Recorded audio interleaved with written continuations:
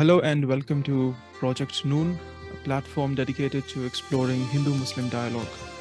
Our guest today is Dr. Nicholas Sutton. Dr. Sutton is a professor and director at the Oxford Center for Hindu Studies. He's translated the Bhagavad Gita, the Yoga Sutras of Patanjali, and written numerous books on Hinduism. Thank you for joining me, Professor. So today I'd like to discuss with you a certain booklet that you had written where you examine Dr. Zakir Naik's rhetoric. Right. Yeah, I mean, I wrote that book mainly because I was listening to what he was saying, and it irritated me a little bit for a number of reasons. Not hugely, more irritating things, but I thought he was trying to make converts, and I'm not keen on the idea of conversion, whatever it is, Christian, Hindu, Islamic, because I think inherently in that notion of conversion, it was saying you should be like me, which is tantamount to saying what I've got, what I am, is better than what you are. There's latent and not so latent supremacism in there.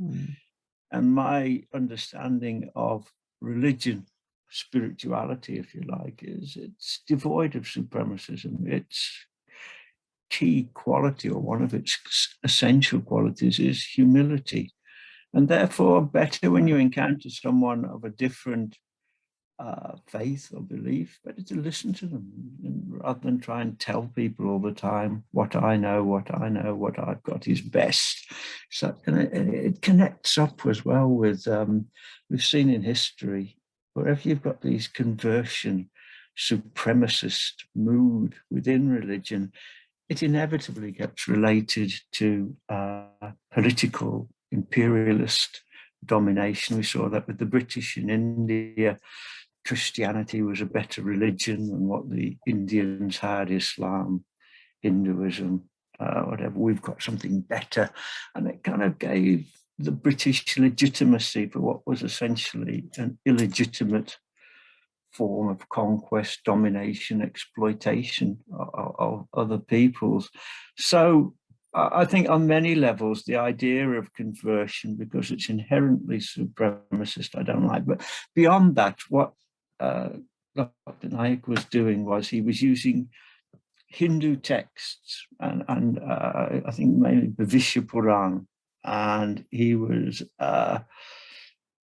representing the Bhavishya Puran as an authoritative Hindu text, which it isn't. Most Hindus, 99%, never heard of it. Nobody reads it anymore. And it's, it can't be equated to the way Muslims look at the Quran or Christians look at the Bible. It's some obscure text which hardly anyone would regard as a scripture, hardly any Hindus. And yet he was saying that because it says this, that, and the other, therefore Hindus must follow the other. He said because the Bhavishya Puran predicts the coming of Muhammad.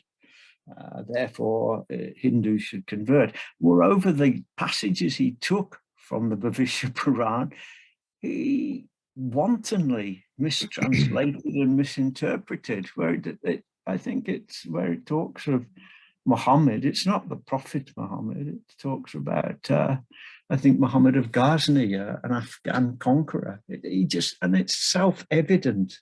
And the text itself is very condemnatory. It regards that Muhammad as a Rakshas, a sort of demonic figure, but he wantonly misinterpreted an obscure text. And he must have known what he was doing. He must have known this isn't the real Bhavishya Puran. He must have known that the Vishnu Puran is nothing as a scripture. And yet, because of that supremacist ideology lurking, he did that misrepresentation, and it was an act of deceit. And that's what I don't like to see in religion. Religion, purity, free of deceit. And his preaching was dripping with deceit, I would say. if that's not too harsh.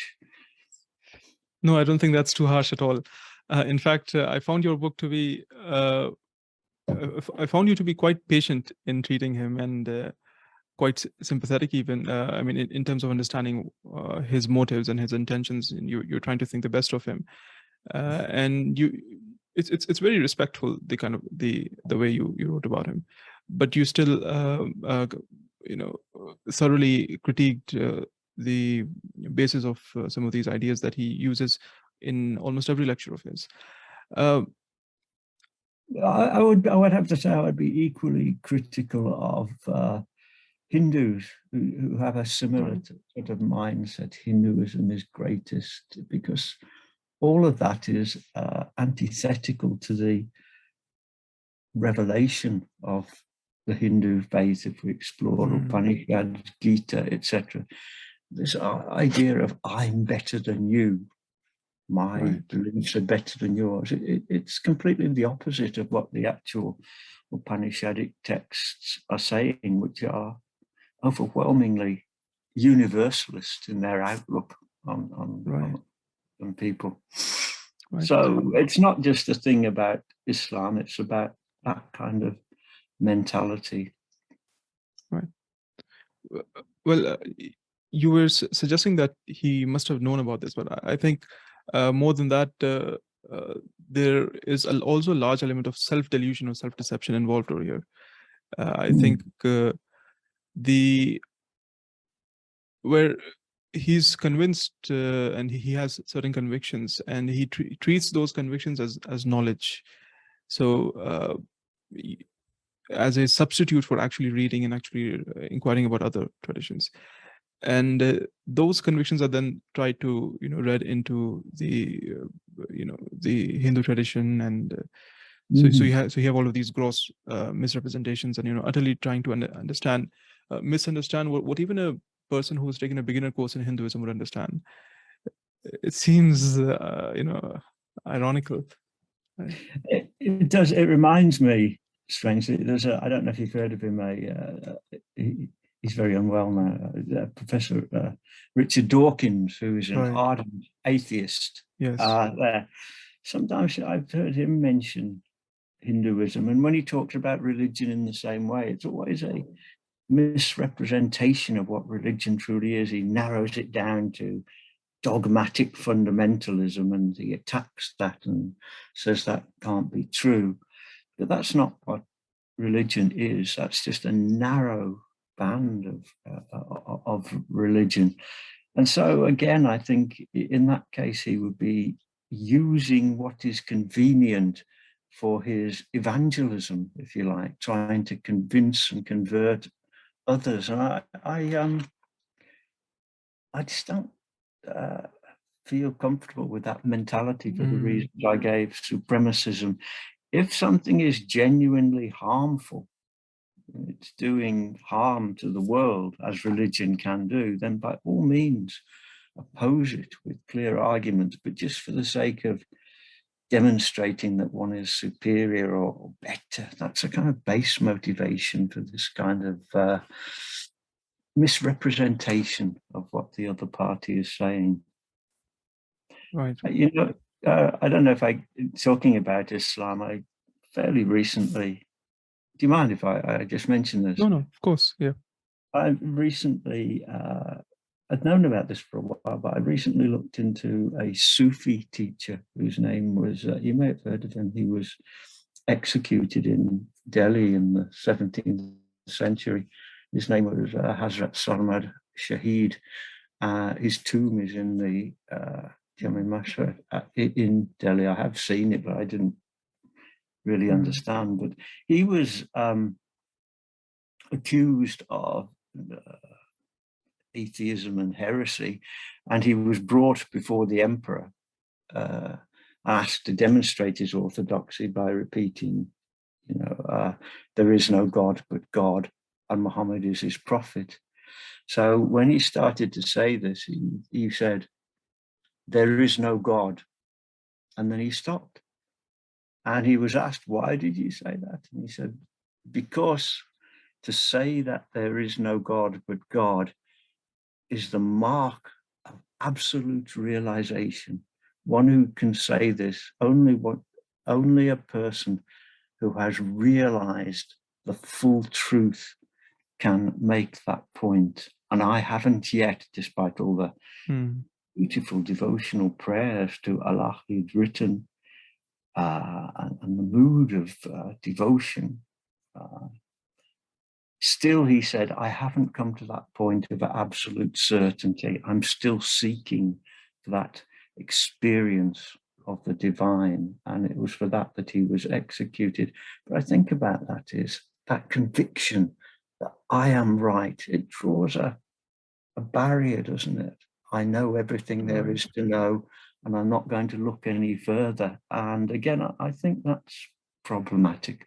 We should always be seeking that highest truth, and very, very few can say they've absolutely found it. So the search must go on. Right. And I think what's also ironical is that, I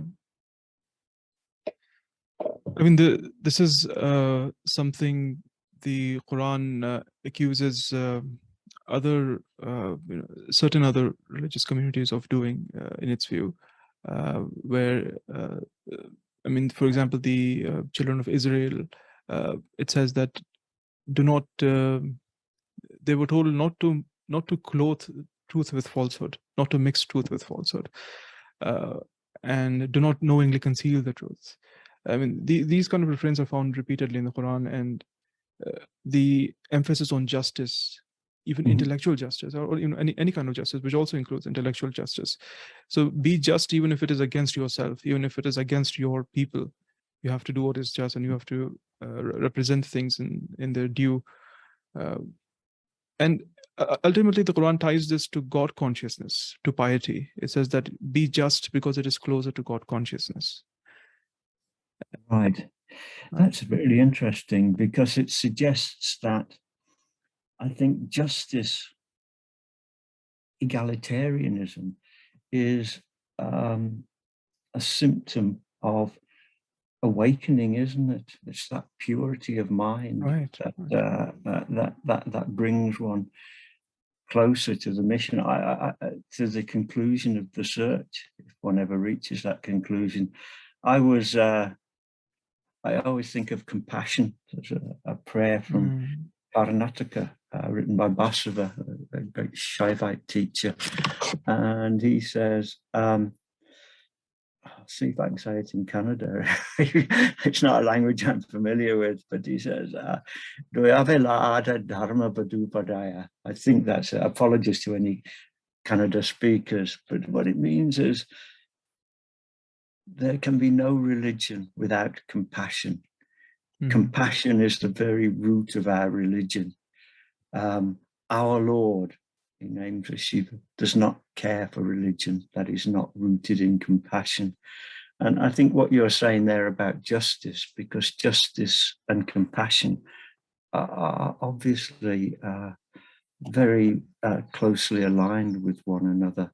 Justice is based on the belief that there should be the good of all, and compassionate is the same as well. So where religion loses contact, as you were saying just then, with justice, with compassion, it becomes a man-made phenomenon.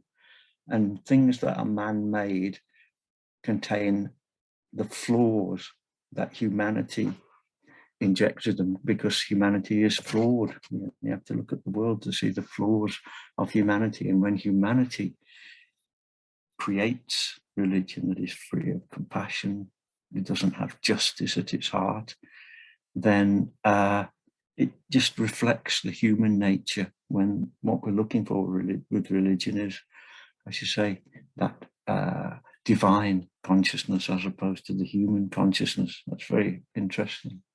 Right. And I mean, that divine consciousness, of course, also requires on your part being at a certain, cultivating a certain spiritual state. And this intellectual discernment also, of course, comes from your spiritual state. So the lack of that discernment is an indicator of the absence of this kind of spiritual sense. I mean, and this is, of course, there in Zakir Naik's discourse, the absence of, I think the reason, I mean, there's an interesting connection you make in the book about how his tactics and his methods and his way of trying to win over people, or just win an argument or win a debate by using false logic and false arguments and false quotations, and to the polemical mind that can be justified because I'm doing this for the right reason. But based on these verses of the Quran that we just saw, it's utterly unacceptable to mix the truth with falsehood. In order to stand for something that is true, you're using means which are false. So this is completely antithetical to that. Yeah. I mean, it also seems to demonstrate that you don't have faith in the truth that you adhere to. You don't have faith in that, and therefore you need to adopt duplicitous tactics to convince. I mean, the ideal should be that the fundamental beliefs, if you like, the knowledge that you have, should be so powerful that all you have to do is present it as it is and say, this is as it is. And you take it or you leave it. But this is why I hold to that conviction. Do you understand what I'm saying?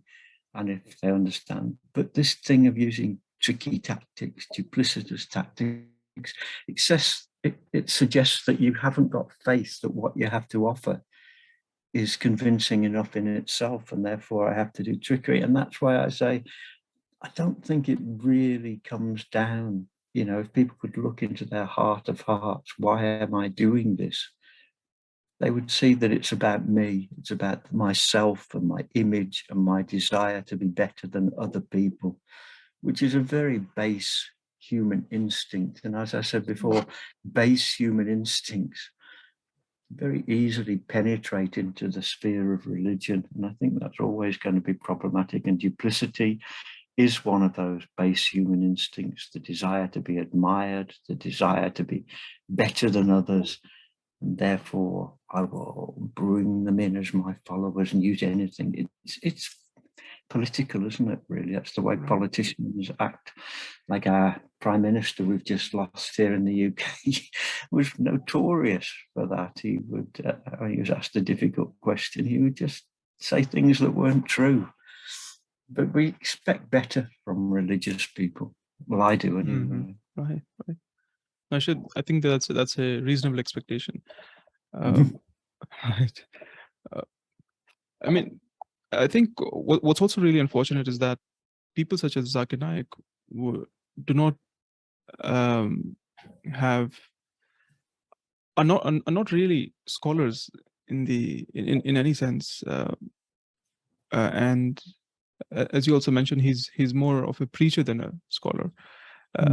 And he's not, of course, I mean, traditionally trained, or either academically, or even in a Western university or in a secular university context.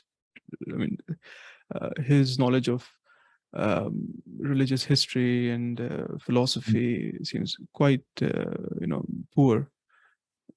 But it's what's unfortunate. I mean, of course, I mean that's not surprising that there are people like that. But what's unfortunate is that these people get the limelight, and he managed to have such a wide audience, such a wide following.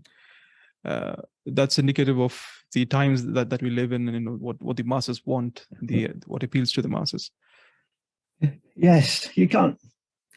One doesn't like to be too pessimistic, but right. It's certainly the fact, isn't it? That especially, I don't know whether it's due to the means of communication or just the transformations of society, but these hardline messages from all angles and things, they seem to have a currency. People, they appeal to people, these hardliners. But I also think, that there are less noisy people, that there's, well, a cliche, but the silent majority of people, of human beings, are decent, and they don't want that. They don't make so much noise as the aggressive supremacist people, but I've got some faith at some level in the decency of the majority. I meet decent people all the time, good people, really good people who aren't seeking to get the better and put one over on others, but are really there to help and do whatever they can to assist others. So yes, you're right in that sense that the modern world is beset by this style of debate. But it's not universal. I suppose that's what I'm saying. I don't even at my age want to lose hope. There are still good people who will not accept this hardline approach to any subject. Right. Well, I think that sets a good context for understanding the issues that are involved here. But before we sign off, Dr. Sutton, I just want to see if we can touch upon 2 or 3 concrete examples of how the Hindu tradition is misrepresented in this discourse, because it's not just limited to Zakir Naik, of course. It's used much, unfortunately, very popularly in Muslim polemics or in Muslim proselytizing literature. So could you give a few examples of those kind of misrepresentations that tend to happen? Yeah, I suppose you could talk about image worship. Right. Often it's the image in the temple and the accusation is made, look, they just worship stones, rocks, or a phallus or something like that. And again, it's not properly understood that it's not on the one hand, the image is initially, as in many Hindu homes, is a symbol, something you can fix the mind on, because God is essentially achintya, unknowable, inconceivable. So an image is created that can symbolize that which is inconceivable, and you fix your mind on that, so it becomes a conduit to get to the inconceivable divine reality. The other point is that when the image is installed in the temple, it's not immediately worshipped. There are elaborate rituals, prayers, if you like, enacted to ask the unknowable, formless supreme deity to become and be present in that image as an act of grace, so that the devotees can make offerings to them. It's not that the image itself is God. The image itself becomes divine, divinized as an act of grace, it is believed by the devotees, so that it can be an object that they can worship and they can make offerings to, because the inconceivable, absolute divine reality is so far beyond anything we can conceive of that patterns of worship can't be undertaken there. So that's why it is. It's not worshipping a lump of stone. It's worshipping the divinity that is there. I would also say the linga as well. The Shaivites worship the linga, and it's very often accused that there's some kind of fertility cult worshipping the masculine, the male phallus. And I'd say 2 things that are misunderstood. If you read some of the texts, what is said is that the linga has that shape, which is essentially aniconic, in the sense that it doesn't look like Shiva as he's shown in the pictures. And the point of worshipping what is essentially a formless object is to remind the worshipper again that Shiva himself, in his ultimate identity, is the absolute formless reality underlying this world. So again, you shouldn't look for those arguments that this is somehow filthy and degraded. You should understand the philosophical truth. It's there in the text. Shiv Puran, if you read it, explains very well why Shiva advocates worship of the linga, because the highest identity of Shiva is formless and inconceivable. And therefore, that kind of the linga has no human features to it, and therefore you worship the absolute in that sense of the linga. So I think there's a lot of understanding of different ideas and beliefs. Also, Hinduism fundamentally has no difference to Islam. There's no difficulty with Islam. I think it was Darushik, who would have been emperor if he hadn't lost that battle. He said Sufism and Advaita Vedanta are one and the same.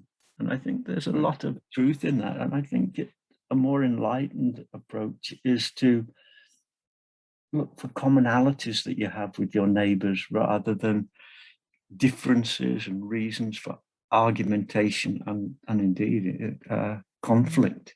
There are a lot of areas between Islam and Hinduism which are common to both. I remember speaking to a young girl I used to teach in the Hindu temples, and girls, we were talking about this. She came from, I think, Diu up near Gujarat.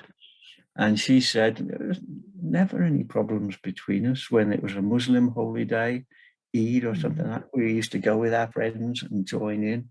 And when we had our special days, they would come across and worship with us, and we were all just friends. They were Muslims, we were Hindus, but it wasn't any issue of agitation or conflict. We tried to understand each other and learn from each other. And I think that's very important. And I do think that this idea on both sides of I will prove myself right and prove you wrong, it's primarily a political and an imperialist motivation, which again is another example of the baseness of humanity penetrating into the purity of religion. I think that's the point I would make. Right. Well, there's one or two further examples which come to mind, if we can touch upon those.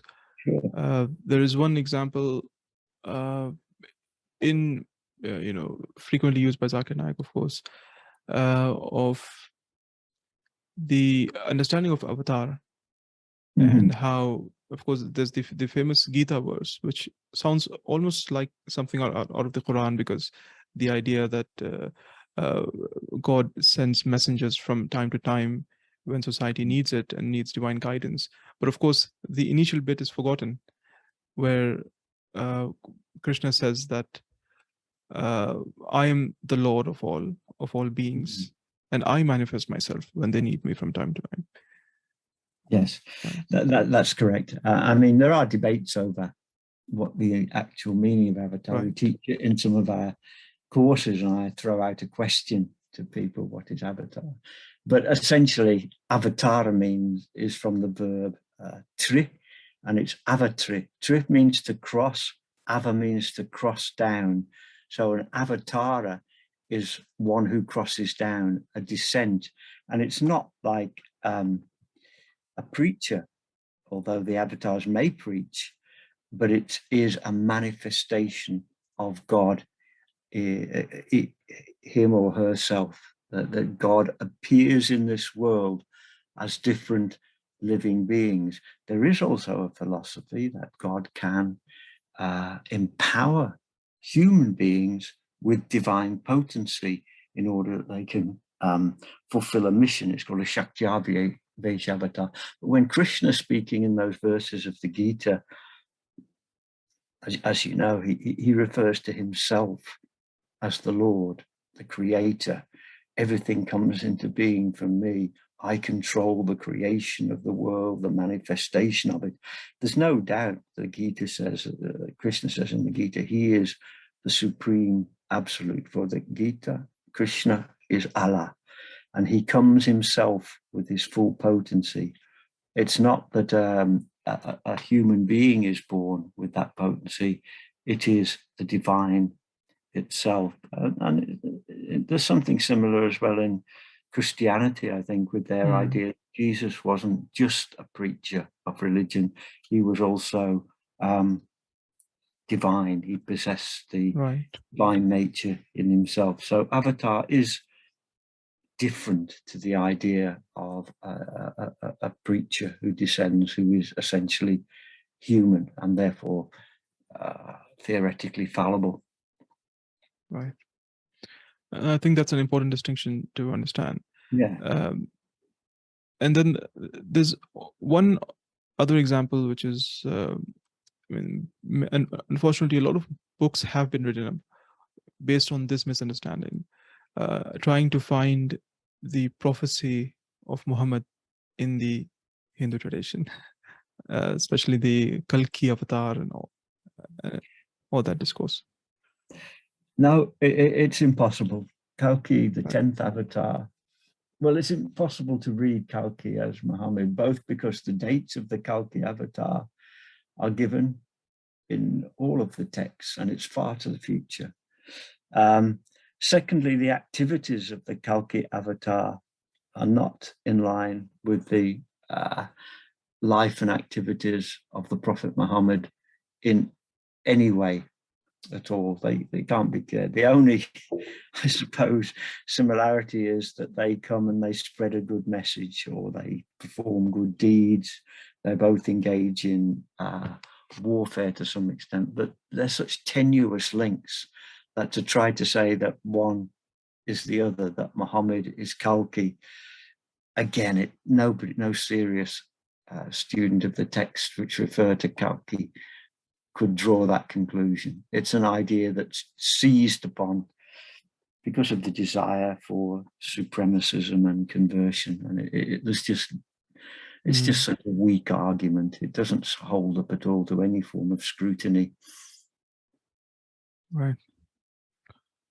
And I mean, finally, one final point, Dr. Sutton, is that I mean, throughout this kind of discourse, we see many instances of utter disrespect for scholarship and for what the Hindu tradition has maintained in its own scholarship, and what the various acharyas of Hinduism and the various schools of thought within them.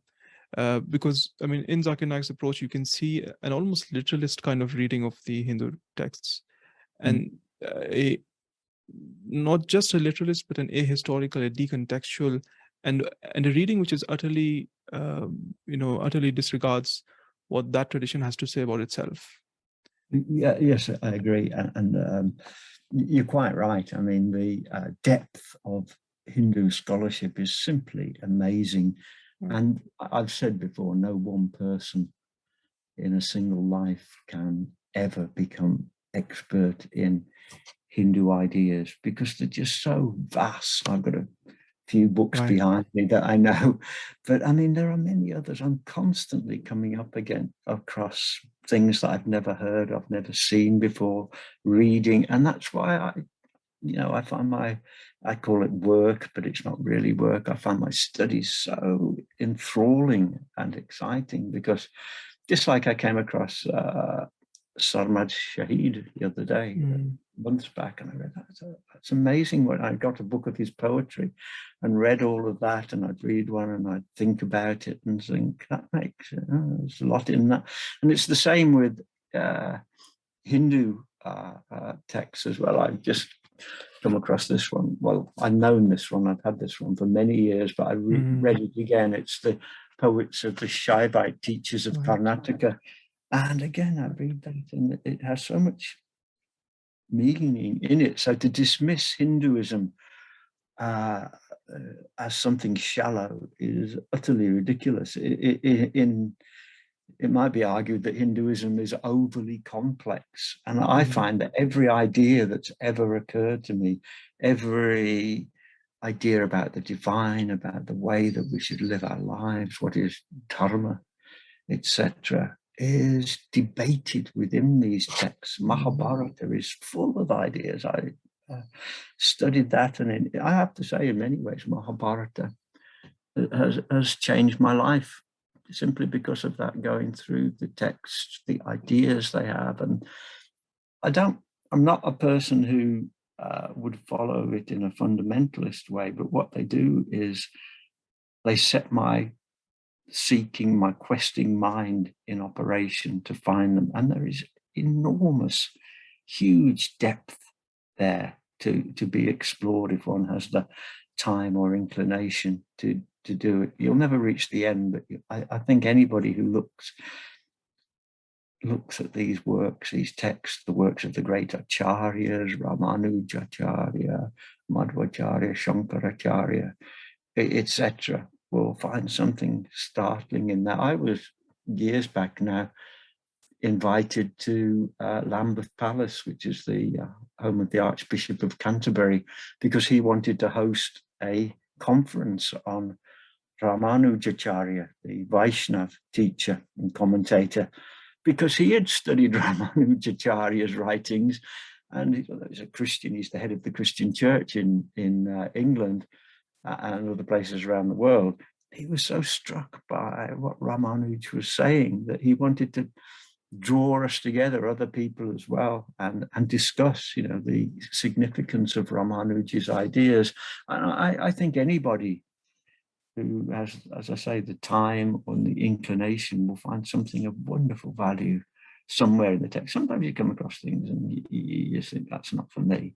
But so often you come across ideas that are profound and really give you deep cause for reflection. Right.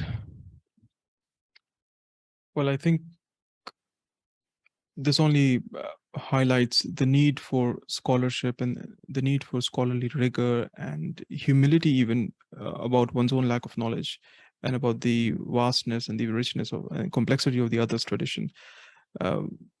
And any, I mean,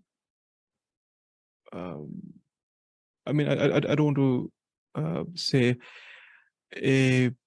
even if you are a preacher or someone who wants to proselytize, I think it is against your interest in misrepresenting the other tradition or in committing such grave, injustices. Because once your audience realizes what you're doing, then they will no longer, give any respect to your content and your arguments.